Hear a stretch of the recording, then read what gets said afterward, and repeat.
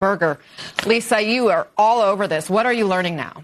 Well, Anna, this morning I was looking to see whether the Department of Justice posted any new documents this morning regarding the alleged victim that we reported on yesterday. We thought maybe our reporting and that of NPR and an independent journalist named Roger Sullenberger might have changed what they were willing to post. I didn't find any new documents about the woman who accused both Jeffrey Epstein and Donald Trump of sexually assaulting her when she was 13 or 14 years old back in the 1980s. But what I did find absolutely stunned me, and that's a January 4th, 2026 memo from Deputy Attorney General Todd Blanche. I just want to situate the date for you and our viewers. December 19th was the congressionally mandated date for compliance with the Epstein Files Transparency Act. And yet on January 4th, Deputy Attorney General Blanche is writing a 9-page memo to people at the department who were charged with doing the first-level review of documents for production. And one of the things that the Deputy Attorney General instructs them to do in this memo is once they determine that something is responsive to one of the 9 categories that Congress mandates they need files for,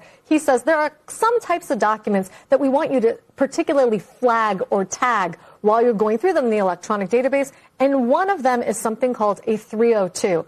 Barrett knows this well as a former federal prosecutor, but a 302 is the form that the FBI uses to memorialize interviews. That's the exact kind of document that we reported yesterday was missing with respect to this particular accuser. That is so interesting. And now we have a response from the DOJ as they are facing more and more questions about where these missing files are, why they're missing. And in a nutshell, their response is nothing to see here, saying anything that's been removed is for redactions to protect victims and would be promptly restored. And, quote, all responsive documents have been produced unless a document falls within one of the following categories: duplicates, privileged, or part of an ongoing federal investigation. So the question I have, Lisa, is do we know what category these specific documents would fall in, if that's the reason given for withholdings?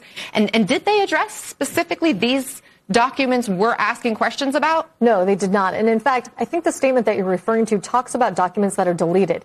Here, what we are discovering doesn't lead us to believe that any documents were suddenly published and then deleted. I want to be really clear. We don't believe that they were ever published as part of the Epstein files to begin with. And as for the categories that you're talking about, there is nothing in an FBI interview memo that could be considered privileged. There's nothing in an FBI interview memo that could be considered a duplicate. When the Department of Justice is talking about duplicates, they're usually talking about email chains. The obligation is to produce the most full version of that chain and not the first version of the message. It's just not, cognizable to me why it is that they withheld these. Barrett, so much of this is